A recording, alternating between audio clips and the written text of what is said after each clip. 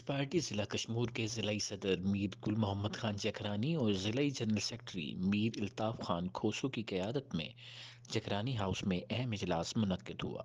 इजलास में जिला भर से सिटी और यूनिट के अहदेदारान ने शिरकत की। पाकिस्तान वेब टीवी चैनल के डिस्ट्रिक्ट रिपोर्टर इम्तियाज अली ने तफसीलात से आगाह करते हुए बताया कि इस मौके पर मीर गुल मोहम्मद जकरानी ने खिताब करते हुए कहा कि अब वो वक्त है जिसका हम इंतजार कर रहे थे। मुल्क में मौजूद वबा कोरोना वायरस से भी ज्यादा खतरनाक तब्दीली सरकार है। गरीब तबके की खलशार में रोज बरोज इजाफा होता जा रहा है।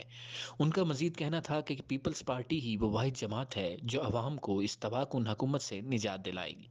इसीलिए पार्टी चेयरमैन बिलावल जरदारी ने कराची से इस्लामाबाद तक लॉन्ग मार्च का ऐलान किया है।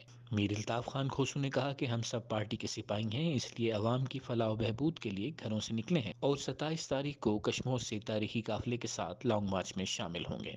इस मौका पर पीटीआई यूथ विंग के जनरल सेक्रेटरी ने अपने सैकड़ों साथियों के हमरा पीपल्स पार्टी में शमूलियत का ऐलान भी किया है।